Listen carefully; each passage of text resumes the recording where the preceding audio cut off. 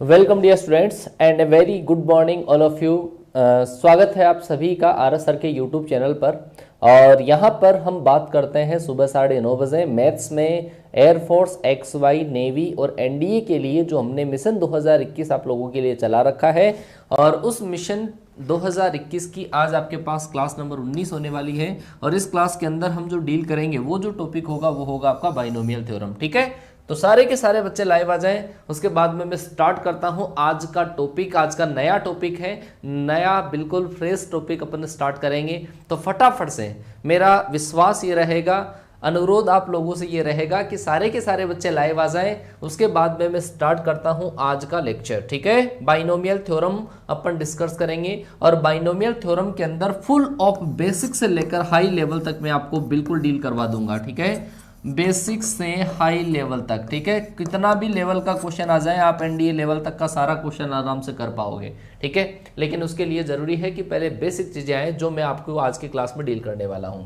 अगर किसी बच्चे को अनअकैडमी के बारे में नहीं पता हो तो प्ले स्टोर पर जाके आप अनअकैडमी लर्निंग ऐप के नाम से सर्च करिएगा और ऐसा आइकन आपको दिखेगा। आप इसको डाउनलोड इंस्टॉल करें। इंस्टॉल करने के बाद में उसमें नाम पते भरने के बाद में ये गोल आपको सेलेक्ट करना है, NDA air force X Y category. ठीक है, ये गोल भी है या कैटेगरी है, ये आपको चूज करनी है। इस पर रजिस्ट्रेशन करने के बाद में आप उसे फॉलो कर सकते हैं। मुकेश कुमार कुमावत के नाम से आप सर्च करिएगा, मेरी प्रोफाइल आपको दिख जाएगी ऐसी, आप उसे फॉलो कर सकते हैं और मेरी स्पेशल क्लासेस को आप एंजॉय कर सकते हैं। मेरी स्पेशल क्लासेस फुल सिलेबस की अगर कोई बच्चा तैयारी कर रहा हो तो ड्रीम और फेयर एयरफोर्स के नाम से फुल सिलेबस का मॉक टेस्ट है।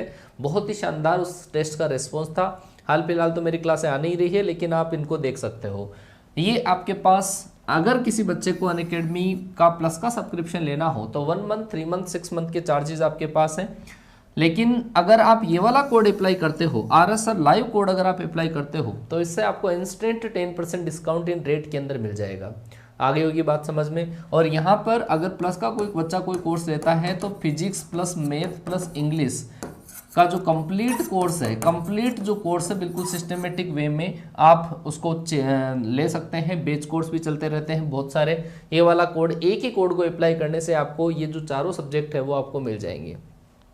ये हमारा टेलीग्राम चैनल है, team RS sir, team space RS sir. अगर किसी बच्चे को टेलीग्राम के बारे में भी नहीं पता हो तो मैं बता दूं कि टेलीग्राम आप प्ले स्टोर से डाउनलोड करके इंस्टॉल करें। इंस्टॉल करने के बाद में नाम पते भरो, उसके बाद में आप ये वाला चैनल जो सर्च आइकन आता है वहां पे सर्च करिएगा, टीम स्पेस आरएस सर हमारा टेलीग्राम चैनल है। यहाँ पर आपको पूरी क्लासों का जो पीडीएफ है वो यहाँ पर प्रोवाइड किया जाता है, प्लस हर क्लास के रिगार्डिंग जो नोटिफिकेशन है, ठीक है, वो यहाँ पर प्रोवाइड करवा दिया जाता है। हर क्लास का लिंक यहाँ पे प्रोवाइड करवा दिया जाता है। ये हमारी टीम है, आरएस सर की टीम, और ये टीम आपके पास रात दिन कंधे से कंधा मिलाकर आप लोगों के लिए काम कर रही है। तो भाई साहब, क्लास की जो टाइमिंग है वो आपके पास ये टाइमिंग है, सुबह 9:30 बजे जो क्लास होती है वो मैथ्स की कॉन्सेप्ट की क्लास होती है। उसके बाद में फिजिक्स की क्लास, उसके बाद में आपके पास मैथ्स की प्रैक्टिस क्लास, 2:30 PM पर आपके पास इंग्लिश की क्लास, उसके बाद में 4 PM पर इंग्लिश की क्लास।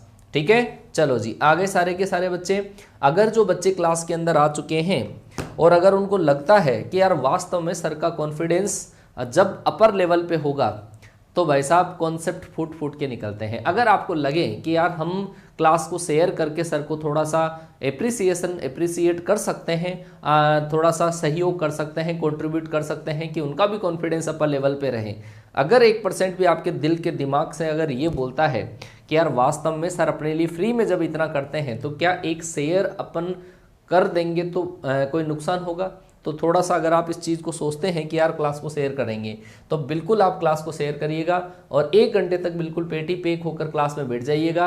कॉन्सेप्ट आपके दिल दिमाग के अंदर उतार दूंगा, ये मेरा चैलेंज से गारंटी है। ठीक है ना, चलो जी आगे सारे बच्चे, और जो भी बच्चे क्लास में आ चुके हैं क्लास को लाइक कर दें। बेक करके थोड़ा सा कुछ सेकंड आपको लगेगी क्लास को शेयर करने में, ठीक है ना, कुछ सेकंड लगेगी, लेकिन कुछ सेकंड के अंदर आपका इतना भला हो जाएगा क्योंकि हम रात दिन आप लोगों के लिए जब यहाँ पे खड़े रहते हैं, 2 मैथ्स की क्लास, 2 फिजिक्स की क्लास, 2 इंग्लिश की क्लासें, ठीक है, सब कुछ फ्री के अंदर, इतना कंटेंट और पीडीएफ भी, आपको पीडीएफ भी जो डिमांड करते हो वो सब कुछ हम देते हैं। तो यार कम से कम आपको क्लास को शेयर तो करना ही चाहिए। ठीक है ना, चलो मैं देखना चाहता हूं कि आज अपनी जो आर्मी है वो कहाँ तक पहुंच पाएगी, कितना आप लोग शेयर करते हैं कि ये आर्मी कहाँ तक पहुंच पाएगी। ठीक है, आज आप लोगों को विश्वास जीतना है। मैं आपने मुझ पर विश्वास कर रखा है तो मैं मेरे विश्वास पर हमेशा खरा उतरता हूँ। ठीक है, 1 मिनट भी क्लास को लेट नहीं करता हूँ, बिल्कुल सिस्टमेटिक वे में। चलो जी, आज मेरा विश्वास आपके ऊपर है कि आप क्लास को कितना शेयर करते हैं। ठीक है, चलो जी स्टार्ट किया जाए आज का नया टॉपिक। और वो जो टॉपिक आपका है वो है बाइनोमियल थ्योरम। ठीक है, बाइनोमियल थ्योरम मतलब द्विपद प्रमेय। तो इसकी अपन बात करने वाले हैं आज की क्लास में। द्विपद का मतलब है दो पदों का प्रसार। दो पदों की कोई पावर अगर हो तो उसका प्रसार अपन किस तरीके से करते हैं। तो अगर मैं इसका बेसिक आपके पास डिस्कस करूं तो वो बेसिक आपके पास ये है कि अगर सर मैं ऐसा लिखता हूं कि a प्लस बी की पावर अगर आपके पास 1 है, पावर मैंने इस ब्रैकेट की अगर 1 लगाई तो यहां पर आपके पास जो टर्म्स आएगी वो कितनी आएगी, a प्लस बी आएगी। अगर मैं आपके पास यहाँ पे ऐसा लिखता हूं कि सर a प्लस बी की पावर अगर आपके पास 2 है तो सर आप क्या कहोगे कि सर ये आएगा a स्क्वायर प्लस सर आपके पास 2ab और प्लस सर आपके पास कितना आ जाएगा b square, a square plus का 2ab प्लस का b स्क्वायर। अगर सर आपके पास ऐसा लिखा हुआ हो a प्लस बी की पावर अगर आपके पास 3 हो तो सर आप इसको क्या लिखोगे, a क्यूब प्लस आपके पास 3a square b plus 3ab square plus आपके पास b क्यूब। ये आपके पास इसमें टर्म्स होगी। ठीक है, ध्यान से समझो एक एक चीज को कि सर यहाँ पर पावर आपके पास 1 थी, पावर अगर 1 थी तो सर इसके अंदर कितने पद आए आपके पास, 2 पद। तो यहाँ पर मैं पदों की संख्या लिख रहा हूं। ठीक है, पावर आपके पास 1 है तो पदों की संख्या हुई 2। पावर अगर आपके पास 2 है तो पदों की संख्या कितनी हुई, 3। पावर आपके पास 3 है तो पदों की संख्या कितनी हुई, 4। इसका मतलब आप एक चीज देख पा रहे हो इन सब के अंदर कि जितनी पावर होती है 2 पदों के प्रसार में, ओनली 2 पदों के प्रसार में, अगर यहाँ पे 2 ही पद हो तो टोटल पदों की संख्या जो होती है वो इस पावर से 1 ज्यादा होती है। ये चीज आपके समझ में आई होगी। दूसरी चीज मैं आपको क्लियर करूंगा कि आप एक चीज थोड़ा सा देखिए कि यहाँ पे जब आपके पास 2 टर्म है तो ये तो पहली टर्म है, ये आपके पास दूसरी टर्म है। इस पहली टर्म की पावर को जरा एनालिसिस करिए एक एक चीज के अंदर कि सर यहाँ पे a की जो पावर है वो 2 पावर से स्टार्ट हुई, उसके बाद में सर पावर इसकी 1 हुई, फिर यहाँ पर आपके पास a की पावर 0 हो गई। तो आपने क्या देखा कि सर पहली जो संख्या है, पहले नंबर पे जो संख्या लिखी हुई है उसकी पावर इस ब्रैकेट की पावर के बराबर से तो स्टार्ट हो रही है, उसके बाद में 1 कम 1 कम 1 कम। देखो ये आपके पास इसमें भी है, इसमें भी है। आप देख लो, a की पावर 3 है, a की पावर 2 है, a की पावर 1 है, a की पावर लास्ट में क्या हो गई, 0 हो गई। सर दूसरी संख्या के चक्कर में, तो दूसरी संख्या के चक्कर में कहोगे आप कि सर दूसरी संख्या की पावर 0 से स्टार्ट होती है। दूसरी संख्या की पावर 0 से स्टार्ट हो रही है, 0 थी, फिर बाद में 1 हो गई, फिर 2 हो गई, फिर आपके पास 3 हो गई। तो इसका मतलब क्या निकला, इसका मतलब यह है एक टर्म जो मैं आपको समझाना चाहता हूं, एक तो आपके पास टर्म्स की संख्या कि सर पदों की जो संख्या है वो क्या होती है, 1 ज्यादा होती है। दूसरा मैंने आपके पास बोला कि पहली संख्या की पावर ब्रैकेट की पावर से स्टार्ट होती है और एक एक करके कम हो जाती है, लास्ट में जाके 0 हो जाती है। और दूसरी संख्या की जो पावर होती है वो 0 से स्टार्ट होती है, एक एक करके बढ़ती जाती है, लास्ट में जाके ब्रैकेट की पावर के बराबर हो जाती है। एक चीज आप और देखिएगा कि ये जो आपके पास टोटल पावर है, ये जो दोनों की टोटल पावर है, b की पावर 1, a की पावर 2, a की पावर 1, b की पावर 2, b की पावर आपके पास 3, ये जो आपके पास पावर है ना, ये जो पावर है या पावर का योग है वो हमेशा ब्रैकेट की पावर के बराबर, और ब्रैकेट की पावर आपके पास कितनी है, 3। तो हमेशा ये वाली चीज ध्यान रखिएगा, इन दोनों की पावर का जो योग आपके पास है वो इस ब्रैकेट की पावर के बराबर होगा। इतनी चीज आपके समझ में आ चुकी होगी, इतनी चीज आपके समझ में आ चुकी होगी। मैंने कुछ टर्म्स बोली है, हालांकि मैं इसको एनालिसिस करके एक जगह लिख दूंगा, लेकिन आप ये वाली चीजें समझ लो, ठीक है। और जो भी बच्चा क्लास में लेट आया हो तो उनको बता दूं कि मैं 9:30 बजे ये वाली क्लास स्टार्ट होती है। 9:30 का मतलब 9:30 ही होता है यहाँ पर, ठीक है ना। चलो जी, तो यहां पर ये वाली चीज मैंने आपके सामने डिस्कस करी। एक चीज मैं इसके अंदर आपको और डिस्कस करना चाहूंगा कि सर ये जो संख्या है ना, ये वाली जो संख्या आपने लिखी है, इसका क्या चक्कर है, जरा ये समझाओ कि ये जो 3 मल्टीप्लाई में आया है इसका चक्कर क्या है। तो सर इसका चक्कर समझो क्या है। ये जो 3 आपके पास आया है, ठीक है, ये है आपके पास number of arrangement. Number of arrangement, sir किसका अरेंजमेंट? अरेंजमेंट ये जो आपको संख्या दे रखी है इसके प्रोडक्ट में, ठीक है ना, उसकी संख्या है आपके पास ये 3, ये 3 इसके गुणा में जो आपके पास आ रहा है वो क्या, कि सर यहां से समझो ये जो संख्या आपको a² b दे रखा है, इसको मैं क्या लिखूं सर? इसको लिखो आप a और b लिख लो। a² को मैंने a² को क्या लिखा? a और b लिख लिया। कि सर यहाँ पे टोटल संख्या कितनी है? सर यहाँ पर टोटल संख्या है 3, और इन तीनों को कितने टाइप से अरेंज किया जाएगा? 3 को अरेंज करने का तरीका कितना है? फैक्टोरियल 3। और सर इसमें सेम सेम नंबर जो आपके पास है, ये जो 2 नंबर है सेम सेम है, तो सर इसके फैक्टोरियल का डिवाइड करेंगे। तो आपके पास सर फैक्टोरियल 3 को फैक्टोरियल 2 से डिवाइड करोगे तो आंसर आपके पास कितना आ जाएगा? 3। तो सर ये जो आपके पास इसके प्रोडक्ट में जो नंबर होता है वो होता है नंबर ऑफ अरेंजमेंट की व्यवस्था कितने प्रकार से कर सकते हैं। a² b जो आपके पास है, a² b की जो व्यवस्था है कितने टाइप से इसका अरेंजमेंट किया जा सकता है, तो वो होता है 3 टाइप से। ध्यान सुनना कि ये जो संख्या प्रोडक्ट में होती है वो होता है number of ways in which the numbers has been arranged. कितने टाइप से इस नंबर को अरेंज किया जा सकता है, ठीक है। चलो जी, इसको भी देख सकते हो आराम से कि ये जो 3 आया वो कैसे आया, कि सर यहाँ पे ab² है तो ab² को अपन a b और b लिखेंगे, तो टोटल संख्याएं कितनी हो गई सर? 3। टोटल संख्याएं जब 3 हो गई तो फैक्टोरियल 3, और उसमें 2 संख्याएं सेम है तो फैक्टोरियल 2 का डिवाइड कर दिया, तो आपके पास आंसर कितना आ जाएगा? 3 आ जाएगा। आई क्या बात समझ में? ठीक है, आई बात समझ में कि ये अरेंजमेंट होता है। चलो मैं आगे आपको एक और एग्जांपल बताता हूं जिसमें आपको और थोड़ा सा क्लियर हो जाएगा। चलो समझना, इस चीज को समझना है ना, इस चीज को समझने की कोशिश करना कि सर अगर आपके पास ऐसा लिखा हुआ है, अगर आपके पास ऐसा लिखा हुआ है कि a+b की पावर अगर आपके पास 4 लिखा हुआ है, ठीक है, a+b की पावर 4 लिखा हुआ है, तो इसका मतलब सर आप क्या कहोगे कि सर इसके अंदर जो टोटल टर्म्स होगी वो कितनी होगी? 5 होगी। टोटल जो पदों की संख्या होगी वो कितनी होगी? 5। और सर पहली संख्या की जो पहला जो संख्या होगी वो ब्रैकेट की पावर से स्टार्ट होगा, मतलब a की पावर 4 आएगा, उसके बाद में a की पावर 1 कम हो जाएगी, उसके बाद में a की पावर 1 और कम हो जाएगी, सर उसके बाद में a की पावर और कम हो जाएगी, सर लास्ट में जाके ये 0 हो जाएगी। आई बात समझ में?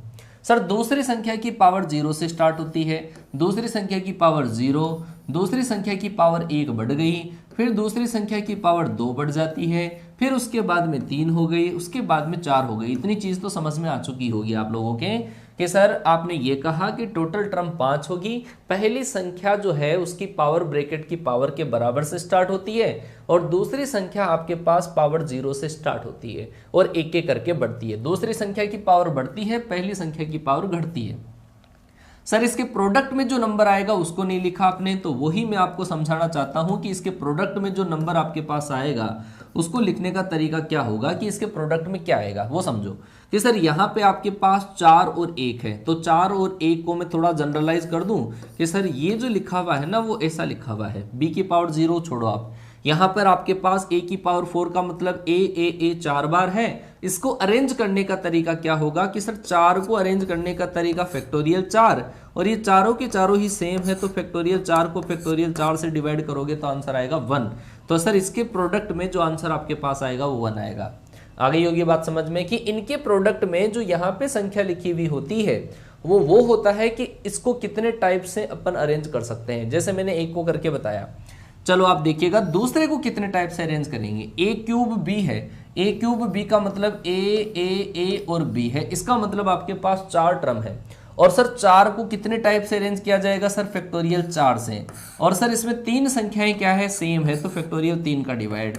तो सर इससे जो आपके पास आंसर आएगा वो कितना आएगा? 4। तो इसका मतलब आपके पास यहाँ पे प्रोडक्ट में क्या आएगा? 4 आएगा। बात आई समझ में आपके?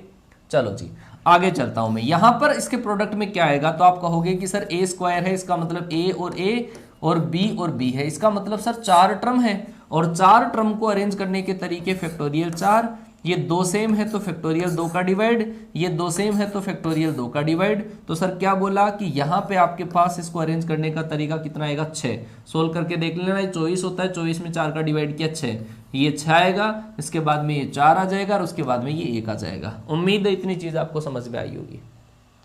आया क्या समझ में? इतनी वाली चीज समझ में आ गई आप लोगों के कि ये प्रोडक्ट में जो नंबर लिखा हुआ होता है ये होता है आपके पास नंबर ऑफ वेज, कि कितने टाइप से अपन इनको अरेंज कर सकते हैं। ठीक है, अब मैं जनरल फॉर्मूले पे लेकर चलता हूं, उसके बाद में एक एक कॉन्सेप्ट आपके दिल दिमाग में उतारूंगा। ये था आपके पास बाइनोमियल का बेसिक। ठीक है, बाइनोमियल का बेसिक कि बाइनोमियल में होता क्या क्या है।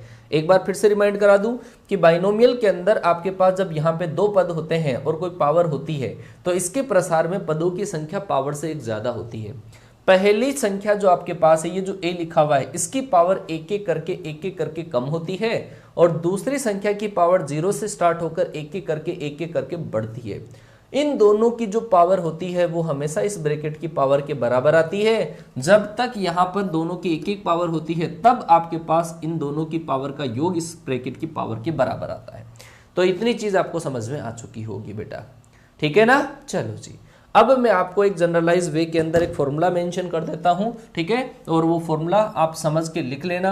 अगर आपके पास ऐसा लिखा हुआ है सर a प्लस बी की पावर अगर n लिखा हुआ है, a प्लस बी की पावर अगर n लिखा हुआ है, तो इसका मतलब होता है आपके पास nc0 पहला आता है nc0 a की पावर n b की पावर 0, फिर आता है आपके पास nc1 a की पावर n माइनस 1 b की पावर आपके पास 1। अगला आपके पास आएगा nc2 a की पावर n माइनस 2 और b की पावर 2। अगला जो आपके पास आएगा ऐसे ऐसे ऐसे ऐसे करके चलता जाता है। लास्ट वाला जो टर्म आता है ncn a की पावर 0 और b की पावर n आता है। थोड़ा थोड़ा सा जनरलाइज वे के अंदर अपन लिखेंगे, है ना। जनरलाइज वे के अंदर लिखो कि सर ये आपके पास पहला पद था, ये पहला पद है तो सर यहाँ पे क्या आया 0। सर ये दूसरा पद है तो यहाँ पर कितना आया 1। सर ये तीसरा पद है तो यहाँ पे कितना आया 2। मतलब जो पद होता है यहाँ पे जो संख्या लिखी हुई उससे एक कम आती है। समझना बात को कि सर पहला पद था तो यहाँ पे 0 आया मतलब एक कम आया। सर दूसरा पद है तो यहाँ पे कितना आया 1 आया मतलब फिर एक कम आया। कि सर तीसरा पद है तो यहाँ पे 2 आया। इसका मतलब अगर मैं कहूँ कि r+1 वा पद अगर आपके पास हो, r+1वें नंबर का अगर आपके पास पद हो तो आप क्या कहोगे कि सर यहाँ पे जो नंबर आपके पास होगा ना r+1 के अंदर वो इससे एक कम आना चाहिए। एक कम होगा तो आप कहोगे कि सर ये तो r आएगा। फिर आपके पास a की पावर, यहाँ पे देखो पावर, ये जो ब्रैकेट की पावर है वो आपके पास इसकी इन दोनों की पावर का योग इसके बराबर है, और ये नीचे वाली जो संख्या है वो आपके पास इस पावर के बराबर है। तो a की पावर कितनी आएगी और b की पावर कितनी आएगी। आप कहोगे कि नीचे वाली जो संख्या होती है सर वो दूसरी संख्या की पावर में आती है, और इन दोनों का योग n बनाने के लिए इसकी पावर कितनी होगी n-r। तो आपको ये वाली चीज समझ में आ चुकी होगी कि ये जो टर्म आपने लिखी है ना, ये जो टर्म लिखी है वो क्या है आपके पास r+1 वा पद। तो यहां पर आपको ये वाली चीज भी ध्यान देनी है कि इसके प्रसार में जो r+1 वा पद है ना, वो r+1 वा जो पद होता है वो होता है आपके पास NCR a की पावर n-r और b की पावर r। ये होता है r+1 वा पद, और हमेशा ये जो पद आपके पास होता है वो हमेशा r+1 की फॉर्म में ही लिखा हुआ होता है। हमेशा r+1 की फॉर्म में ही लिखा हुआ होता है। आगे बात समझ में, हमेशा ये जो टर्म होगा r+1 की फॉर्म में ही लिखा हुआ होगा। एक नमूना दिखाऊं आपको कि सर अगर आपको ऐसा पूछ लिया जाए, ऐसा अगर आपको पूछ लिया जाए कि सर पांचवा पद कैलकुलेट करो, फिफ्थ टर्म कैलकुलेट करो, फिफ्थ टर्म अगर आपको कैलकुलेट करनी हो तो आप क्या कहोगे, r की वैल्यू क्या बताओगे। सर पांचवा पद अगर आपको ज्ञात करना हो तो सर r की वैल्यू क्या होगी, तब आप कहोगे सर इसके अंदर r की वैल्यू होगी 4। अगर मैं कहूं आपके पास 10वां पद अगर आपको कैलकुलेट करना हो, 10th टर्म अगर आपको कैलकुलेट करनी हो तो आप कहोगे कि सर r की वैल्यू कितनी है, सर r की वैल्यू होगी आपकी 9 होगी। आ गई क्या बात समझ में, आपके समझ में आ गई बेटा? आ गई बात समझ में? चलो जी, बहुत ही शानदार बेटा, है ना। चलो जी, मैं आगे आपको जनरलाइज वे के अंदर सारी चीजें मेंशन करूंगा, ठीक है ना। ये मैंने आपको फॉर्मूला लिखाया, बाइनोमियल दो पदों की पावर अगर n हो तो इसका जो प्रसार है वो अपन इस तरीके से करते हैं। इसमें क्या क्या होगा जनरल वे के अंदर मैं आगे आपको सिस्टमेटिक तरीके से लिख देता हूं, ठीक है, ताकि आपको समझ में आ जाए। ये चलो आप यहाँ पे ही मेंशन कर सकते हो कि r+1 वा जो पद आपके पास है वो तो होता है NCR a की पावर n-r b की पावर r। मतलब क्या है कि जो भी पद आपको फाइंड आउट करना होता होता है इसके प्रसार में, कि a प्लस बी की पावर n के प्रसार में, मतलब जो भी पद आपको फाइंड आउट करना होता है वो हमेशा यहाँ पे tr+1 की फॉर्म में लिखा हुआ होता है, और ये होता है आपके पास NCR a की पावर n माइनस r और b की पावर r। ध्यान रखिएगा, हमेशा जो पद आपको कैलकुलेट करना हो, जो भी पद आपको कैलकुलेट करना हो, उन दोनों का योग r+1 के बराबर होता है। ठीक है, चलो एक और नमूना देखो कि सर अगर मैंने ऐसा लिखा कि T5 लिखा, तो T5 के अंदर आप मुझे बता दो कि ये पांचवा पद है। ठीक है, T5 मैंने लिखा, तो सर इसके अंदर r की वैल्यू बता सकते हो क्या आप? r की वैल्यू चलो बताओ, फटाफट से कमेंट करो। देखें, अगर सर मैंने यहाँ पे 20 लिखा, अगर मैंने यहाँ पे 20 लिखा, तो आप मुझे बता सकते हो क्या कि सर यहाँ पे r की वैल्यू क्या होगी? T5 मैंने जो लिखा उसमें r की वैल्यू क्या है, और T20 मैंने लिखा, इसके अंदर r की वैल्यू क्या है? बताओ। देखें, क्या बात है, बहुत बढ़िया। अगर कोई बच्चा दिल से फील करता हो ना क्लास को, मतलब दिल से अटैचमेंट आपका क्लास में तभी रह पाएगा जब कोई क्वेश्चन अगर आपको पूछा जाए और उसका आप कमेंट कर दो।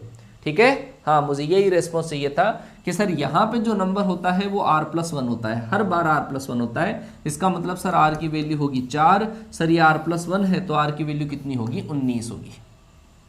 ये आपने जनरल टर्म कैलकुलेट कर ली, ध्यान रख लेना, ये जनरल टर्म है। जनरल टर्म को हिंदी के अंदर बोलते हैं व्यापक पद।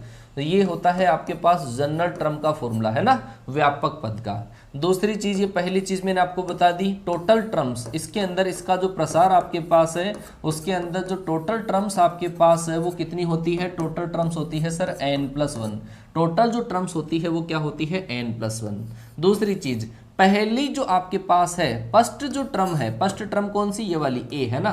फर्स्ट जो टर्म है आपके पास है, फर्स्ट टर्म की जो पावर है, पावर ऑफ फर्स्ट टर्म की जो पावर है आपके पास वो क्या है? वो तो घटती है ना। फर्स्ट टर्म की पावर तो घटती है, और सेकंड जो टर्म आपके पास है, सेकंड टर्म की जो पावर आपके पास है, वो सेकंड टर्म की पावर हमेशा क्या होती है? बढ़ती है। ठीक है ना, ये बढ़ती है।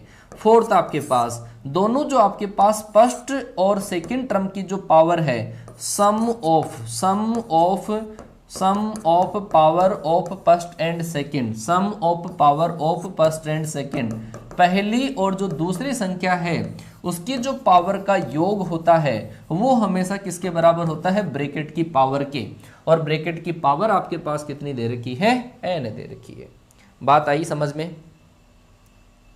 आगे क्या बात समझ में? r क्या है? अच्छा, r क्या है? r कोई भी टर्म है, r कोई भी टर्म है। जैसे मैं कहूं आपको कि आप पांचवा पद कैलकुलेट करो, पांचवा पद कैलकुलेट करो, तो आप क्या कहोगे कि सर ये टोटल मिलाकर 5 होना चाहिए, तो r की वैल्यू क्या रखोगे? यहाँ पे तो r की वैल्यू 4 रखोगे तभी तो 5 आएगा। वही r की वैल्यू आपको यहाँ पे रखनी पड़ेगी। मैं कुछ नमूने दिखाता हूँ आपको, है ना। चलो जी, चलो, बहुत बढ़िया बेटा, है ना।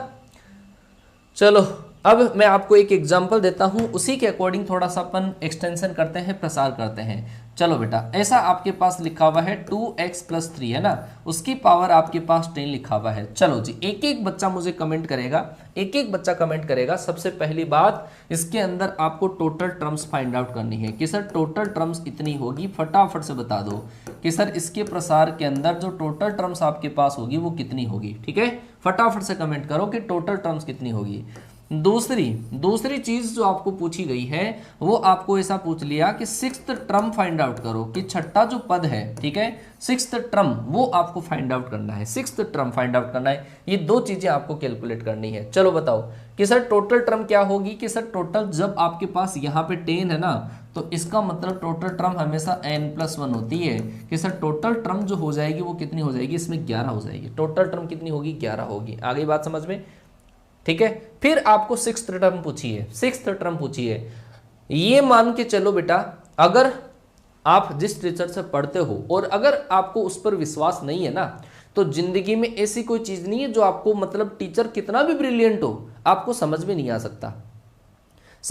आ सकता अगर आपके माइंड में 1% भी नेगेटिव चीज चल रही है कि यार सर पढ़ा क्या रहे हैं। क्योंकि मैं ये नहीं बोलूंगा कि मैं ही सब कुछ हूं, मतलब मैं हर टीचर के लिए बोल रहा हूं। जिन टीचर से आप हमेशा पढ़ते हैं उनके बारे में आपके माइंड में थोड़ा सा भी नेगेटिव विचार आ गया ना, तो वो टीचर चाहे लाख कोशिश कर ले आपके समझ में नहीं आएगा।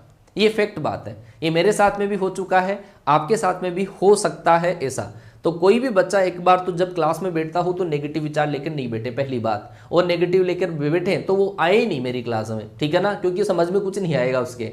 दूसरी बात मैं कहूँ, आप सारे टीचर्स का रेस्पेक्ट करिए, ठीक है, सारे टीचर अपनी तरफ से बढ़िया पढ़ाते हैं, मैं मेरा सबूत देने की कोशिश नहीं करूंगा। आप एक रिजल्ट सेलिब्रेशन का हमारा वीडियो है, आप एक बार उसको वॉच कर लेना, रिजल्ट सेलिब्रेशन का वीडियो है, उसको वॉच कर लेना ध्यान से, तो आपको थोड़ा सा एनालिसिस हो जाएगा इस चीज से कि मैथ्स में बच्चों का जो स्कोर है वो क्या क्या है, ठीक है ना। आगे आने वाले सेशन के लिए भी मैं बता दूं आपको, आगे आने वाली जो वैकेंसी है उसमें भी आपका जो रिजल्ट होगा वो वैसा का वैसा ही मिलेगा, ये मेरा वादा है आपसे, क्योंकि मैं हर चैप्टर से आपको लगभग 150 क्वेश्चन के आसपास सोल्व करवाता हूं। नहीं विश्वास हो तो पिछले जो चैप्टर है पी एंड सी देख लो, कॉम्प्लेक्स नंबर देख लो, 150 के आसपास। अभी तो भाई साहब उसके मॉक टेस्ट वगैरह बाकी है, रिवीजन उसका बाकी है, उसमें भी नए क्वेश्चन दूंगा, तो एक चैप्टर के 150 क्वेश्चन, क्योंकि मैं जब यहां से पढ़ाता हूं बिल्कुल दिल से पढ़ाता हूं, ठीक है ना। तो ये वाली चीज आप दिमाग में डाल ले बिल्कुल अच्छे तरीके से। चलो जी, 6th टर्म निकालनी है। मैंने आपको ये कहा कि सर r+1 भी जो आपके पास टर्म होती है वो आपके पास r+1 वा पद होता है, वो होता है आपके पास NCR, a की पावर आपके पास n-r और b की पावर r, ऐसा आपके पास होता है कि सर यहाँ पे जो टोटल है ना वो क्या होना चाहिए, 6 होना चाहिए। एक बच्चे ने पूछा था सर r क्या है, ये नहीं समझ में आया, समझो अब समझो। n जो होता है वो तो होता है ये वाली संख्या, तो सर इसका मतलब n बराबर तो है आपका 10, a का मतलब होता है ये पहली संख्या, a बराबर आपका कितना है 2x, और सर b बराबर कितना है सर दूसरी संख्या, और सर r होता है जो टर्म पूछी गई है, जो टर्म पूछी गई है उससे एक कम, जो टर्म पूछी गई है उससे एक कम। तो ध्यान दो कि सर जो टर्म पूछी गई है 36, तो इसका मतलब r बराबर कितना हो जाएगा 5, r बराबर कितना हो जाएगा 5, बस इतना समझना था आपको। तो इसका मतलब आपके पास t5+1 जब यहाँ पे लिखोगे आप तो कितना आ जाएगा आपके पास 10c5, और पहली संख्या की जो पावर है वो तो आ जाएगी आपके पास 5, और दूसरी संख्या की पावर आपके पास आ जाएगी 5। इतनी समझ में आ चुका होगा आपके, आ गया बेटा इतना समझ में। चलो जी, चलो बहुत बढ़िया। तो ये वाली चीज अब मैं कुछ इंपॉर्टेंट टॉपिक पे आपको लेकर चलता हूं, ठीक है, कुछ इंपॉर्टेंट पॉइंट्स पर लेकर चलूंगा, उसी के अंदर आपका कॉन्सेप्ट और क्लियर हो जाएगा, उसके बाद में मैं क्वेश्चन कराऊंगा आपसे, ठीक है। चलो जी, एक आप ये भी देख लो कि जब a+b की पावर अगर आपके पास a+b की पावर n का एक्सटेंशन आपने देख लिया, इसका प्रसार आपने देख लिया, लेकिन जब आपके पास a-b की पावर अगर आपके पास n हो तो इसका जो प्रसार होगा वो कैसे करेंगे, a-b की पावर n का प्रसार। तो ये प्रसार आपका होगा कैसे कि सर n/0 a की पावर n b की पावर 0। अब जब माइनस आ जाए तो अल्टरनेट सीक्वेंस में एक माइनस आएगा, अल्टरनेट सीक्वेंस में एक माइनस आ जाएगा, क्या आ जाएगा nc1 a की पावर n-1 b की पावर 1, फिर अगला टर्म आपके पास nc2 a की पावर n-2 b की पावर 2, ठीक है, ऐसा लास्ट में चलता रहेगा। लास्ट में जो आपके पास आएगा -1 की पावर n ncn a की पावर 0 और b की पावर n, ठीक है ना। ये आपके पास जब माइनस बीच में आ जाए, घबराने की जरूरत नहीं, माइनस बीच में आ जाए अल्टरनेट सीक्वेंस में एक एक करके प्लस माइनस लगा दो, ठीक है। ये आपके पास माइनस वाले का प्रसार है।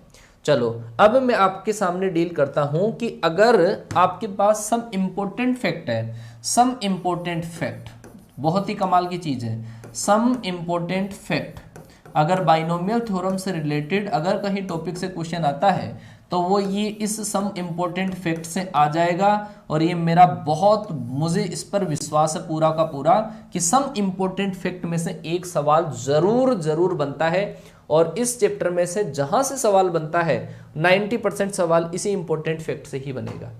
आगे बात समझ में। चलो देखो, पहला इंपॉर्टेंट फैक्ट मैं यहां पे लिख देता हूं कि सर a+b की पावर आपके पास कितनी है, n है, a+b की पावर आपके पास n है, ठीक है। चलो जी, पहला सवाल तो आपके पास होता है जनरल टर्म का बनता है, जनरल टर्म का, जनरल टर्म, ठीक है, जनरल टर्म का आपके पास सवाल बनता है कि जनरल टर्म का जो आपके पास सवाल बनता है, आपको पूछ लेते हैं r+r वा पद बताओ, तो आप क्या कहोगे कि सर NCR a की पावर n-r b की पावर r। ये तो मैंने आपको अभी अभी डिटेल के अंदर इसको डिस्कस कर दिया है। दूसरा आपको ऐसा पूछा जाता है term from and, term from and मतलब लास्ट से पद बताओ, टर्म फ्रॉम एंड।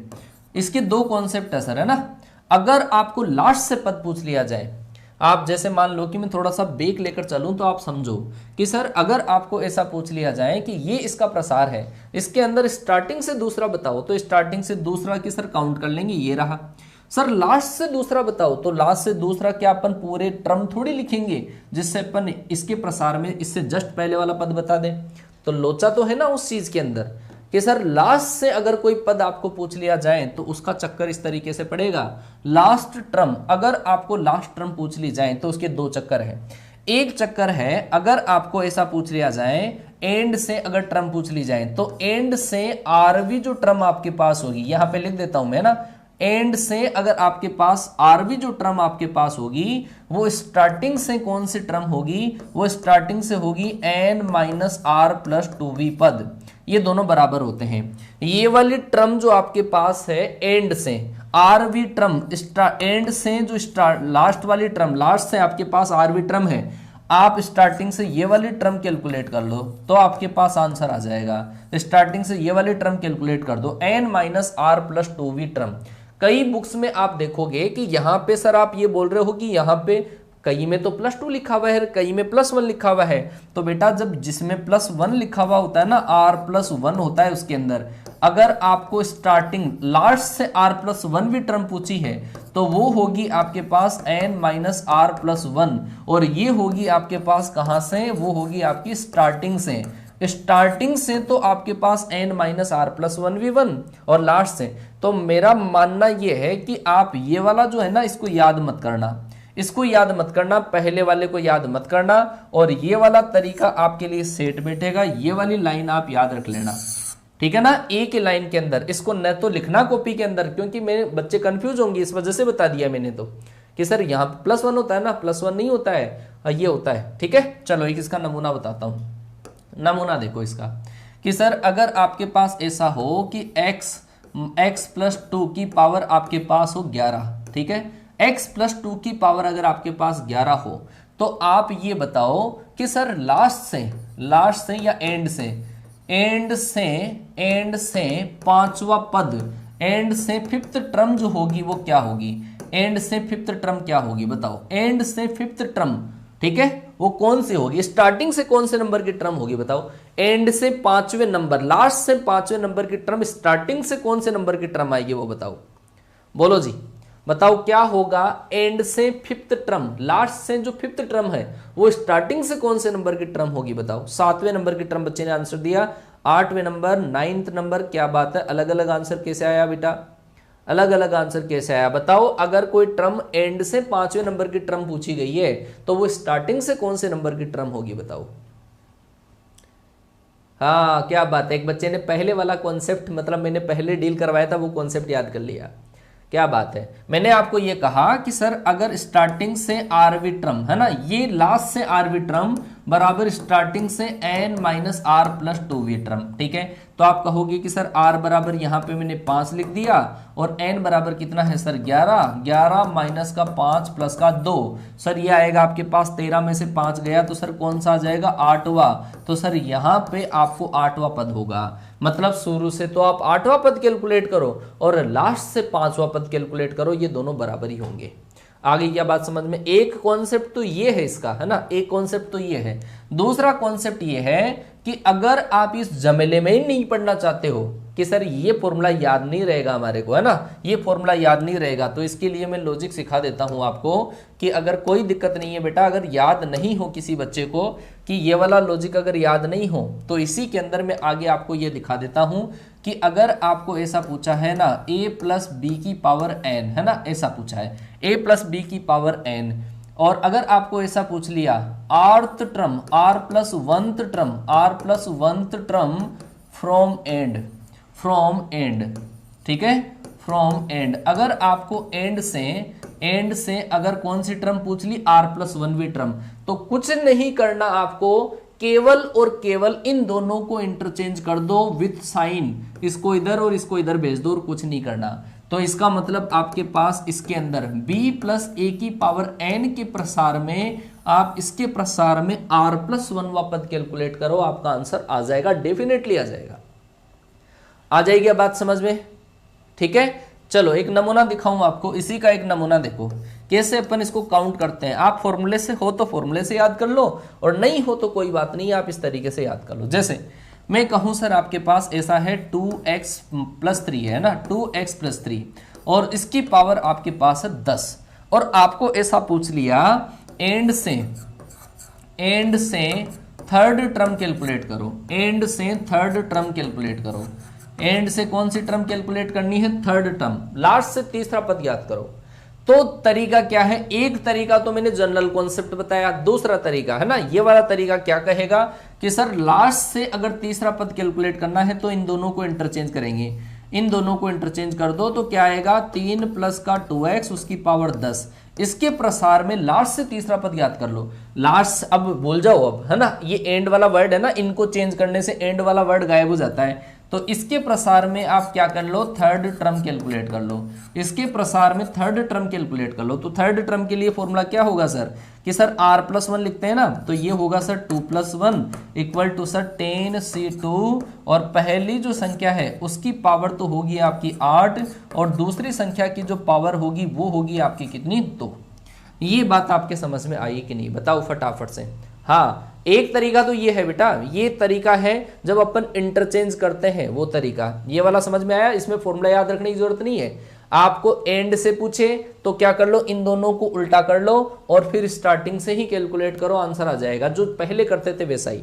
अगर आप करना चाहते हो शुरू से तो कर लो, उससे भी आ जाएगा कि सर लास्ट से तीसरा पद बताओ। लास्ट से तीसरा पद तो शुरू से कौन सा होगा? वो होगा आपका n - r + 2। इसका मतलब 12 में से 3 गया तो कितना आ जाएगा सर? 9। और 9वें पद को कैसे कैलकुलेट करोगे सर? t8 + 1, और 8 + 1 होगा सर 10c8। पहली संख्या की पावर, पहली संख्या जो आपके पास है, पहली संख्या की पावर, पहली संख्या क्या है? 2x, उसकी पावर तो होगी 10 - 8, और दूसरी संख्या की जो पावर है 3, उसकी पावर कितनी होगी? 8। आप देख लो क्या इसमें सिमिलरिटी नहीं है क्या? क्या सिमिलरिटी है क्या? आ गई क्या बात समझ में? आया क्या समझ में? आया समझ में? ठीक है, देख लो आप, दोनों में सेम है। ये 10c2 और ये जो 10c8 है ना, ये दोनों बराबर होते हैं। 10c2 10c8 की वैल्यू n/r = n/n-r, उससे ये दोनों बराबर होते हैं। 3 की पावर 8 है ये, 3 की पावर 8 है ये, 2x की पावर 2 आई है, 2x की पावर 2 आई है। आ गई क्या बात समझ में? हाँ बिल्कुल बिल्कुल। एक बच्चे ने कहा है, बिरजू मील ने, एक बच्चे ने कमेंट किया है बिरजू मील ने। उस बच्चे का कंफ्यूजन में दूर करूंगा एक अगले एग्जाम्पल के साथ में। चलो समझना बेटा, अगर आपके पास ऐसा लिखा हुआ हो कि x² - 3 हो, x² - 3 हो, और उसकी पावर मैंने लिख दी है 8, x² - 3 की पावर 8 है, तो मुझे बताएंगे एक एक बच्चे का आंसर मुझे कमेंट बॉक्स में चाहिएगा। अगर सर आपको 5th टर्म फ्रॉम एंड निकालनी हो, 5th टर्म फ्रॉम एंड, अगर आपको लास्ट से 5th टर्म निकालनी हो तो बताओ क्या होगा बेटा, है ना? 5th टर्म फ्रॉम एंड दो तरीके हैं, जो आपको सिंपल लगे उसी तरीके से कर लेना। एक तरीका तो जो जनरल की हर बच्चे को याद नहीं रहता, तो वो तरीका है कि आप इन दोनों को इंटरचेंज कर लो। एंड से पूछा है ना, तो आप इन दोनों को विथ साइन कि सर -3 को तो इधर ले जाऊंगा मैं, ये पूरा का पूरा ही जाएगा साइन के साथ में ही। -3 ये x² प्लस का था तो ये आ जाएगा सर। अब क्या करूं सर मैं? अब आप स्टार्टिंग से ही 5th टर्म कैलकुलेट कर लो। स्टार्टिंग से 5th टर्म के लिए 4 + 1 लिखना पड़ेगा, और वो आ जाएगा आपका 8c4। पहली जो संख्या है उसकी पावर तो आ जाएगी आपके पास 8 - 4, और दूसरी जो संख्या है उसकी पावर आपके पास आ जाएगी 4। ये तो जनरल वे वाला तरीका आ गया। ठीक है, जनरल वे के अंदर जो अपन पढ़ते हैं।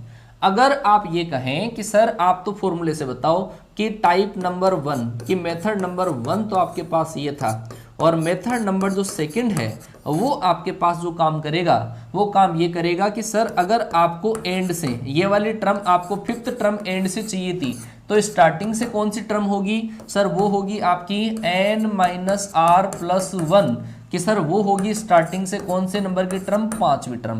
तो स्टार्टिंग से 5वीं टर्म कैलकुलेट कर लो। स्टार्टिंग से 5वीं टर्म का मतलब क्या है? अच्छा, एंड से 5th टर्म थी तो स्टार्टिंग से कौन सी होगी? n - r + 2। ठीक है, तो आपके पास स्टार्टिंग से भी वो 5वीं होगी। तो इसका मतलब सर 5वीं पद अगर आप स्टार्टिंग से कैलकुलेट करते हो तो T5 को क्या लिखोगे?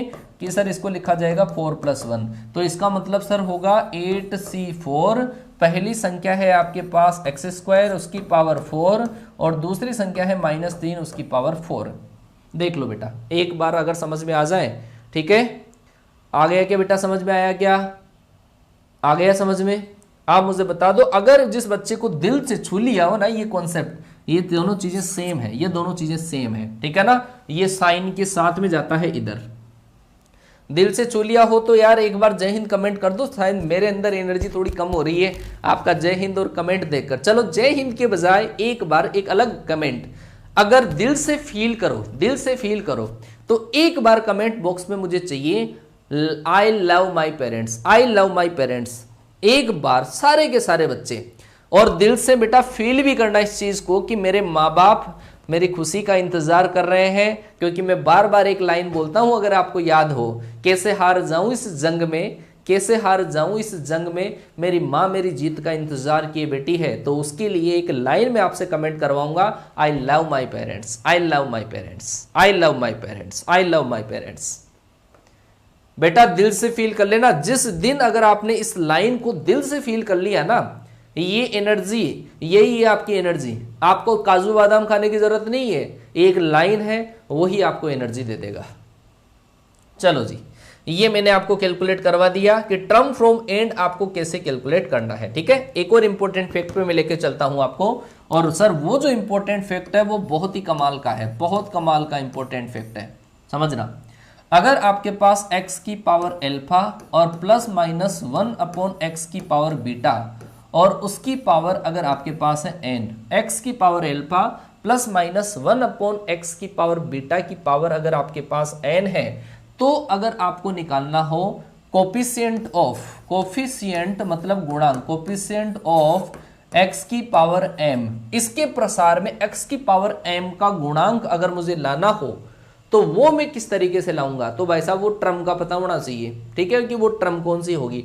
तो उस केस में कोफिशिएंट ऑफ x की पावर m जो आएगा वो आएगा आपके पास r बराबर n alpha minus m upon alpha plus beta, n alpha minus m upon alpha plus beta. डरो नहीं, बता दूंगा मैं, सारी चीजें बताऊंगा एग्जाम्पल ले लेके।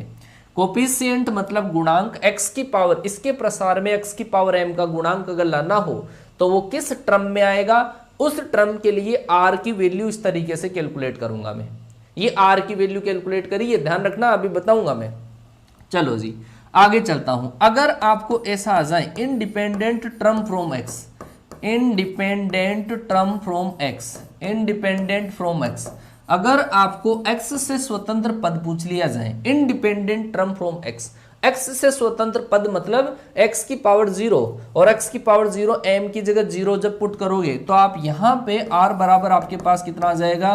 n alpha upon alpha plus beta, n alpha upon alpha plus beta, ठीक है ना। ये वाली चीज आपको ध्यान देनी है, फिर से सुन लेना। सर ये वाला आपके पास ऊपर ही होना चाहिए, ये नीचे ही होना चाहिए, तभी ये लॉजिक लगेगा, अदरवाइज नहीं लगेगा, ठीक है। स्कैन कर लो बेटा, दिमाग में स्कैन कर लो एक बार। आ गई क्या बात समझ में? आ गई क्या बात समझ में बेटा? ठीक है ना। चलो जी, हाँ अब इसी के एग्जाम्पल देखना, एक बार इसी के एग्जाम्पल देखना। ये फॉर्मूला फिल कर लेना, n alpha minus m upon alpha plus beta. और मैं कहता हूं बेटा कि आप चाहे RS अग्रवाल उठाओ चाहे लूसेंट उठाओ, 50% जो क्वेश्चन आपको मिलेंगे, 50% कोई भी बुक के अंदर 50% जो क्वेश्चन है वो आपको इसी फॉर्मूले के बेस पे मिलेंगे। आप ये निकालो, इसकी पावर 2 का गुणांक निकालो, x की पावर 3 का गुणांक निकालो, x से स्वतंत्र पद कौन सा होगा, ऐसे बहुत सारी रामायण होती है, ठीक है ना।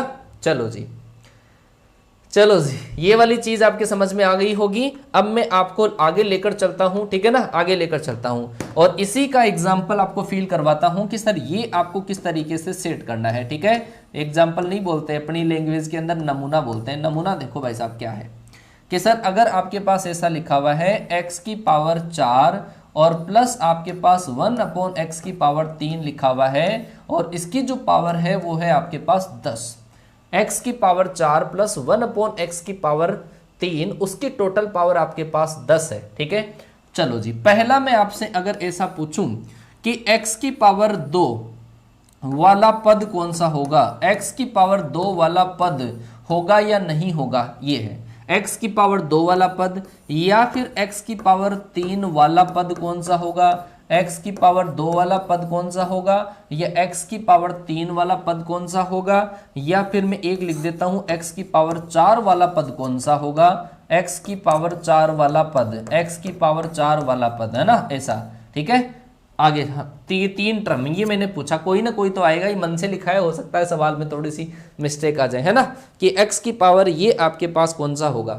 पहले समझते हैं कि सर x की पावर 2 वाला पद, कि सर आपने ये कहा था कि सर ये जो टर्म है ना, ये वाला अलग पेन से लिख देता हूं, है ना, अलग मार्कर से शो कर देता हूं इसको, कि सर ये जो टर्म है ना, ये वाली टर्म, इसको तो आपने किसके बराबर माना, n के बराबर।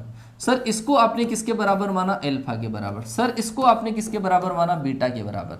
सर इसको आपने किसके बराबर माना, m के बराबर मान लिया। आ गई बात समझ में। ये अल्फा n बीटा m सब की वैल्यू आपको पता है। तो सर r की जो वैल्यू होती है वो आपने बोला कि n alpha minus m upon alpha plus beta होता है। तो यहाँ पे मेंशन कर लो n alpha minus m upon alpha plus beta, mention करो सारी चीजें कि सर n की वैल्यू 10 है आपके पास, 10 into 4, 10 into 4, n alpha minus m की वैल्यू कितनी है, अपॉन अल्फा प्लस बीटा। तो आप यहां से कितना आएगा सर, 40 में से 2 गया 38, और 38 को जब आप 7 से डिवाइड करोगे तो क्या पॉसिबल है, क्या बताओ, 38/7, 34/7 नहीं आएगा, हाँ 38/7 आर की वैल्यू। क्या आर की वैल्यू इससे पॉसिबल है क्या, मैं कहूँ 5.5वां पद कैलकुलेट करो, कर लोगे क्या भाई, टर्म का जो नंबर है वो तो इंटीजर ही होगा और पॉजिटिव इंटीजर होगा, तो सर ये तो पॉसिबल नहीं है। तो यहाँ पे आप क्या लिखोगे कि नॉट पॉसिबल। ये जो टर्म आपके पास है, ये वाली जो पद है ना, ये पावर x की पावर 2, इसके प्रसार में x की पावर 2 आ ही नहीं सकती, चाहे कितना ही प्रसार कर लो, नॉट पॉसिबल। चलो दूसरा वाला करते हैं। दूसरा वाला करते हैं कि सर r बराबर क्या होगा, सेम तरीका n alpha minus m upon alpha plus beta. तो यहां से कितना आया कि सर यहां से 40 माइनस 3 किया तो ये आया 37 अपॉन 7। सर ये भी नॉट पॉसिबल, ये भी सर पॉसिबल नहीं है। ठीक है, अगर x की पावर 4 का प्रसार कराऊं मैं, x की पावर 4 का प्रसार, तो सर वो भी पॉसिबल नहीं है। मतलब सारा क्वेश्चन ही ऐसा ही है, 40 माइनस 4 बटे आपके पास 7, ये भी नॉट पॉसिबल। कि सर ये तो सारी चीजें है ना वो पॉसिबल ही नहीं है, ये जो पावर आपने लिखी है वो तो बिल्कुल भी पॉसिबल नहीं है। ठीक है ना, ये तो बिल्कुल भी पॉसिबल नहीं है। तो थोड़ा सा क्वेश्चन को मैं चेंज कर देता हूं, उसके बाद में मैं आपको लेकर चलता हूं, ठीक है, नए क्वेश्चन पे। तो ध्यान रखना, आर की जो वैल्यू आती है वो पॉजिटिव इंटीजर आना चाहिए, तभी पॉसिबल होता है, अदरवाइज पॉसिबल नहीं होता है। ठीक है, चलो एक क्वेश्चन आपके पास ये है sir, x plus 1 upon x plus 1 upon x, उसकी पावर आपके पास है 6, x प्लस 1 अपॉन x की पावर 6। पहला क्वेश्चन मेरे पास ये है कि आप तो ये बताओ कि सर x से स्वतंत्र पद, x से स्वतंत्र पद कौन सा होगा। और इसमें बहुत सारे बच्चे गलत आंसर देते हैं, x से स्वतंत्र पद कौन सा होगा, ये आया पहला। तो दूसरा, अगर मैं पूछूं आपके पास x की पावर 2 का, x की पावर 2 वाला पद कौन सा होगा, x की पावर 2 वाला पद कौन सा होगा, तो आप बताओगे, फटाफट से बताओगे, एक एक बच्चा जवाब देगा कि x की पावर 2 वाला पद कौन सा होगा और x से स्वतंत्र पद कौन सा होगा। यही तो मैं समझाना चाहता था, मुझे पता था गलती आप करते हो, और गलती कहाँ पे करते हो ये भी पता है मुझे। ठीक है, चलो जी, कि सर x से स्वतंत्र पद के लिए आपने ये कहा था कि सर r बराबर होता है n alpha upon alpha plus beta, ये होता है सर। तो ये रहा सर आपके पास, ये वाली वैल्यू किसकी होती है, n की। ये जो पावर होती है सर किसकी होती है, अल्फा। ये होता है सर यहाँ पे जो होता है वो होता है बीटा, और x से स्वतंत्र पद में m बराबर 0। तो सर ये आएगा आपका 6 इंटू 1 अपॉन 1 प्लस 1। तो सर ये कितना आया आपके पास, 3 आया। यहां तो सबको समझ में आया। मैंने आपको क्या पूछा था कि x से स्वतंत्र पद कौन सा होगा, x से स्वतंत्र पद कौन सा होगा। ऊपर तो आपके पास 6/1 प्लस 1, r बराबर आया है 3, r बराबर 3 आया है। तो भाई साहब पद जो होता है ना, पद वो होता है हमेशा r प्लस 1 होता है। पद हमेशा r+1 होता है। तो x से स्वतंत्र पद जो होगा वो कौन सा होगा, तीसरा प्लस एक चौथा। ये जो चौथा पद आएगा वो सर x से स्वतंत्र पद होगा। ये चीज दिमाग में डाल लो, सारे बच्चों का गलत है, सारे बच्चों का गलत है। देख लो, सबने 3 आंसर दिया है, r की वैल्यू आंसर दी है आपने, तो r की वैल्यू आंसर दी है। मैं कहूं आपको कि 5वां पद है सर, 5वां पद है, और 5वें पद में आप r बराबर क्या कहोगे, मैं कहूं आपको कि सर 5वां पद निकालो, तो 5वें पद के लिए आप r बराबर कितना लिखोगे रे, 4। तो भाई साहब मैं कहूं r बराबर 4 है, तो पद का नंबर कितना हुआ, 5 हुआ कि नहीं हुआ, दिमाग में, हाँ एंटर कर गया दिमाग में, सही है क्या, आ गई बात समझ में। तो r का नंबर दे रखा है, पद का नंबर उससे एक ज्यादा होता है। जब पद का नंबर दे रखा है तो r की वैल्यू उससे एक कम होती है, समझ गए ना बात को। हाँ, ऐसे उल्टा सीधा कनेक्शन दिया जाता है। चलो सर, ये पूछ लिया आपको कि x की पावर 2 वाला पद कौन सा है, x की पावर 2 वाला पद कौन सा है, तो आप क्या कहोगे, इसके x की पावर 2 वाला पद निकालने के लिए मुझे क्या करना पड़ेगा, r की वैल्यू निकालनी पड़ेगी, और वो होता है sir n alpha minus m upon alpha plus beta. ऐसा कि सर 6 माइनस 2 किया तो आया 4, 4 को 2 से डिवाइड किया, तो सर ये जो r की वैल्यू आई है वो तो आएगी 2। r की वैल्यू तो कितनी आई, 2। मैंने कहा r की वैल्यू अगर दे रखी है और पद का नंबर पूछा है ना, तो 1 बढ़ा दो, पद का नंबर पूछा है तो पद का जो नंबर होगा, पद का नंबर होता है 1 ज्यादा, 1 ज्यादा मतलब 2 + 1। तीसरे पद के अंदर थर्ड जो टर्म आएगी उसके अंदर x की पावर 2 आएगा। समझ में आया, अब तो गलती नहीं होगी, गलती नहीं होगी ना अब तो। ये है जनरल कॉन्सेप्ट। बच्चे बहुत बार गलती करते हैं, मैं जब भी मॉक टेस्ट लेता था, ये क्वेश्चन देता था, बच्चे हर बार गलती, तो ये गलती नहीं होनी चाहिए सर अब, है ना, हाँ ये गलती नहीं होनी चाहिए। चलो, इसी क्वेश्चन के अंदर आपको ऐसा पूछ लिया जाए, इसी क्वेश्चन के अंदर आपको ऐसा पूछ लिया जाए, x की पावर 1/x की पावर आपके पास 6 है ना, ऐसा तो है।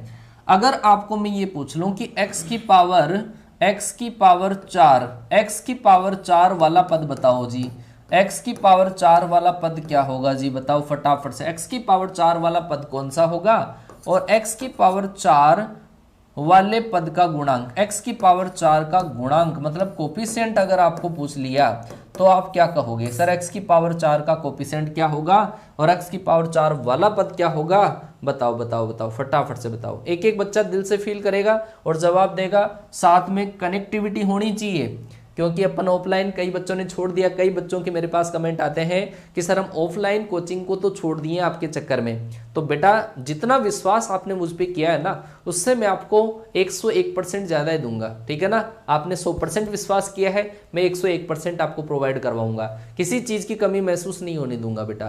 पूरा कंटेंट फ्री, अभी बिल्कुल फ्री है। वाईटी पर पढ़ रहे हो आप, आराम से पढ़ रहे हो, फुल कॉन्सेप्ट फुल प्रैक्टिस, आपको कहीं जाने की जरूरत नहीं है। एक एक चीज को आप दिल से फील कर लोगे। बोलो जी, क्या होगा आपके पास, 2। क्या बात है भाई, आंसर दे दिया, बहुत शानदार। x की पावर 4 वाला जो पद आएगा सर वो होगा आपके पास r, बराबर होगा sir n alpha minus m upon alpha plus beta. ये फॉर्मूला लिखाया था सर। ये जो होता है वो होता है, बार बार बोल रहा हूँ बेटा, n, ये जो ऊपर होता है वो होता है अल्फा, ये होता है सर बीटा, और ये होता है आपका m। यहाँ पे वैल्यू रख लो, r बराबर आपके पास कितना आएगा, n alpha minus m upon alpha plus beta. तो कितना आया, r की वैल्यू तो 1 आ गई सर, r की वैल्यू आ गई, लेकिन सर पद का जो नंबर आएगा, आपके पास वो कितना होगा, आपके पास 2 होगा। पद का नंबर आपके पास 2 होगा। x की पावर 4 का गुणांक निकालना है, तो आपको देखो यहाँ पे पद का नंबर पता चल गया। पद का नंबर पता चल गया है, कौन सा सर, दूसरा पद है। और दूसरा पद अगर आप कैलकुलेट करोगे तो दूसरे पद को लिखोगे सर आप 1 + 1 एनसीआर वाला फॉर्मूला। तो क्या लगेगा सर, केवल गुणांक लिखने के लिए, कोफिशिएंट लिखने के लिए x को नहीं लिखा जाता है, ध्यान रखना है ना, x को कभी भी नहीं लिखा जाता है। 6c1 दोनों में ही एक्शन लिखने की जरूरत नहीं है, 6c1 आ जाएगा। 6c1 को सोल्व करोगे तो 6 आंसर आ जाएगा। आई बात समझ में बेटा, बात आई कि नहीं आई समझ में, इतनी चीज आपके समझ में आ चुकी है, इतनी चीज समझ में आ चुकी है आपके। चलो जी आगे चलता हूं, एक और क्वेश्चन आपसे पूछ लेता हूं मैं, ठीक है, ताकि इसका कॉन्सेप्ट आपका बिल्कुल अच्छे तरीके से क्लियर हो जाए। x की पावर 4 - 1 अपॉन x की पावर 3, x की पावर 4 माइनस 1 अपॉन x की पावर 3, इसकी पावर है आपके पास 15, इसकी पावर है आपके पास 15 में x की पावर 39, x की पावर 39 वाला पद बताओ मुझे, x की पावर 39 वाला पद, और इसका आप गुणांक भी बताओगे, मतलब कोफिशिएंट भी बताओगे। बताओ जी फटाफट से देखें कौन से बच्चे का सबसे पहले कमेंट दिखता है मुझे, कौन से बच्चे का सबसे पहले कमेंट दिखता है। और मेरे जस्ट बाद में बेटा क्लास जो आती है वो फिजिक्स की क्लास आती है फुल ऑन फायर के साथ में, उसके बाद में एक बार फिर मैथ्स की प्रैक्टिस की क्लास। तो जितना मैंने आज करवाया है उसकी प्रैक्टिस कराऊंगा मैं 12-15 पे। और कॉन्सेप्ट चाहे आपने कितने भी पढ़े हो, कॉन्सेप्ट चाहे कितने भी पढ़े हो, जब तक आपने प्रैक्टिस नहीं करी सब कुछ बेकार है। तो ध्यान रख लेना 12-15 पे जो मैंने यहाँ पे अभी अभी करवाया है, अभी अभी जो करवाया है आपको ये करवा रहा हूं, इसी का प्रैक्टिस सेशन 12-15 पे है। आगे बात समझ में। तो बेटा प्रैक्टिस सेशन में मुझे हर एक बच्चा दिखना चाहिए। आप RS अग्रवाल उठा लो, लूसेंट उठा लो, पाथफाइंडर, कोई भी बुक उठाओ ना यार, सारी चीजें कवर करा दूंगा, सबके क्वेश्चन में ही करवा रहा हूं, ये मान के चलो आप, एक ही जगह सब कुछ है। बहुत शानदार बेटा, बहुत बढ़िया बहुत बढ़िया। चलो जी, x की पावर 39 का कोफिशिएंट निकालने के लिए मैं क्या कहूंगा कि सर r बराबर होगा आपका n alpha minus m upon alpha plus beta. इस साइन में यहाँ पे प्लस हो या माइनस हो फर्क नहीं पड़ता सर, तो आपके पास अल्फा प्लस बीटा ये आ जाएगा। तो इसका मतलब आपके पास कितना आया सर, ये आया 21 और ये आया आपका 7, इसका मतलब आपके पास कितना आ जाएगा 3। r की वैल्यू आई 3। अब सर r की वैल्यू तो 3 आ गई, लेकिन कोफिशिएंट निकालते हैं। ये तो सर पद का नंबर पूछे तो गलती मत करना बेटा, r की वैल्यू 3 है, इसका मतलब पद की जो संख्या है, पद का जो नंबर है वो कितना होगा 3 + 1 होगा। कौन सा होगा, फोर्थ पद होगा, ठीक है ना, फोर्थ टर्म होगा। अगर मैं पूछूं आपसे कोफिशिएंट, गुणांक अगर पूछूं तो कोफिशिएंट कैसे निकालते हो, कोफिशिएंट निकालते हैं सर, कौन सा पद निकालना है, फोर्थ। तो फोर्थ टर्म को लिखते हैं सर 3 + 1, और सर वो होगा आपके पास क्या 15c3, और इसको लिखने की जरूरत नहीं है, यहाँ पे माइनस को ले लो साथ में, -1 की पावर 3। इसका मतलब आपके पास माइनस का 15c3 आंसर आएगा भाई, माइनस का 15c3, माइनस का 15c3। क्या बात है भाई, बहुत शानदार बेटा। एक एक बच्चा आंसर दे रहा है, कुछ बच्चों ने आंसर दिया है प्लस का आंसर दिया है। और बेटा ध्यान रखो कि जो अपने पास फॉर्मूला होता है उसमें अपन जो लिखते हैं ये r+1 वाला फॉर्मूला, उसमें लिखते हैं NCR a की power n minus r b की पावर r लिखते हैं। समझ में आया हो तो आपके, तो सर ये b की वैल्यू जो है ना, ये x वाला तो नहीं लेना, और x के साथ में जो मल्टीप्लाई हो रहा है उसको लेना है। x के साथ में जो मल्टीप्लाई है प्लस का है तो प्लस लेने से तो फर्क नहीं पड़ता, लेकिन माइनस को लेना पड़ता है यहाँ पे, ठीक है। और -1 की पावर 3 लगाओगे तो माइनस का आंसर आ जाएगा। आ गया बेटा समझ में, बेटा सब करवा दूंगा मैं यार, थोड़ा सा आप ये पेशेंस रखो, सब करवा दूंगा, ठीक है ना, पेशेंस रखो। चलो जी, एक छोटा सा टॉपिक आपका और है इसी के अंदर, उसके बाद में कल अपन नई शुरुआत और कर लेंगे, है ना। चलो जी, तो यहां पर आपके पास अगर मिडिल टर्म अगर निकालनी हो, मिडिल टर्म, इस पे एक्सपेंशन में अगर आपको बीच वाला पद निकालना हो तो इसको भी याद नहीं करना पड़ेगा, थोड़ा सा समझ लो सब समझ में आ जाएगा। मिडिल टर्म कैसे निकालते हैं, मध्य पद कैसे निकालते हैं, समझना जरा। थोड़ा सा एक नमूना सिखाऊं, उसके बाद में फॉर्मूला आप खुद ही बना लोगे। कि सर अगर मैं ये कहूं कि a+2 की पावर a+b की पावर अगर 2 है, तो सर इसके प्रसार में जो टोटल पद होंगे a² प्लस का 2ab प्लस b² है, इसमें टोटल पद कितने हैं 3। और सर बीच वाला पद कौन सा हुआ, बीच वाला पद हुआ सर दूसरा, बीच वाला पद कौन सा हुआ दूसरा। तो समझ गए क्या बात को कि सर यहाँ पे जब पावर आपके पास होती है इवन पावर, यहाँ पर जो पावर अगर आपके पास इवन होती है तब पदों की संख्या जो टर्म होती है, पदों की जो संख्या होती है वो क्या होती है, ओड होती है, ठीक है ना, ओड होती है। और ऐसे केस में जो मिडिल टर्म आपके पास होती है, मिडिल टर्म, ये जो मध्य पद आपके पास आया 2, ये मध्य पद जो दूसरा वाला जो पद मध्य पद आया वो इस तरीके से आता है कि ये जो टर्म है इसको आप 2 से डिवाइड कर दो और 1 इसमें जोड़ दो, तो ये मिडिल टर्म आ जाती है। आ गई बात समझ में कि सर इसमें 2 जोड़ो, 2 का डिवाइड करके 1 जोड़ दो। लेकिन सर जब ऐसा हो a+b की पावर जब 3 हो, तो सर इसके प्रसार में a³ plus 3a² b plus sir 3ab² plus b³, ऐसा। तो सर इसके अंदर पावर 3 है, मतलब पावर अगर यहाँ पर आपके पास ओड नंबर है तो टर्म जो आपके पास होगी वो क्या होगी, इवन, मतलब सम संख्याएं होगी। तो आपको मिडिल टर्म निकालने के लिए, मिडिल टर्म इसमें कौन सी होगी भाई साहब, कि सर ये दूसरी भी होगी और ये तीसरी भी होगी। तो मिडिल टर्म के लिए दूसरा पद कैसे आएगा, जब इसमें डायरेक्ट आप एक जोड़ के डिवाइड करोगे, मतलब 3 + 1/2, एक तो ये वाला मिडिल टर्म आएगा, और सर एक ये जो आया है इसी के अंदर आप एक और जोड़ दो, तो ये आपके पास मिडिल टर्म आएगी। ठीक है, मतलब इवन आ जाए, सम अगर आपके पास आ जाए तो डायरेक्ट 2 का डिवाइड करके 1 जोड़ दो, और अगर ओड आता है तो डायरेक्ट 1 प्लस करके 2 से डिवाइड, और एक बार जो आया है उसके अंदर एक और प्लस कर दो। ठीक है, चलो इसको जनरलाइज में लिख देता हूं, जनरलाइज करके।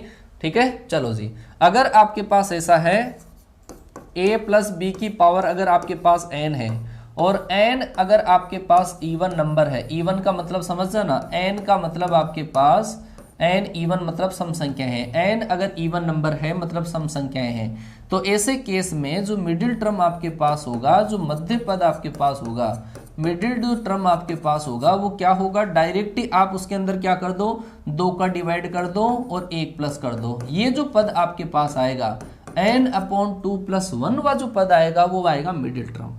लेकिन जब आपके पास n ओड नंबर हो, ओड नंबर का मतलब क्या है, विषम, ओड का मतलब क्या है, विषम, अगर आपके पास n विषम संख्या हो तब आपके पास मिडिल टर्म होती है 2, और वो कौन कौन से सर, मिडिल टर्म जो आपके पास होती है 2 होती है, और वो होती है आपके पास एक बार तो डायरेक्ट ही आप 1 प्लस करके 2 से डिवाइड कर दो, 1 प्लस करके आप 2 से डिवाइड कर दो, एक तो ये वाला पद, एक जब आप इसमें एक और जोड़ोगे तो डायरेक्ट आएगा n + 3/2 ये वाला पद।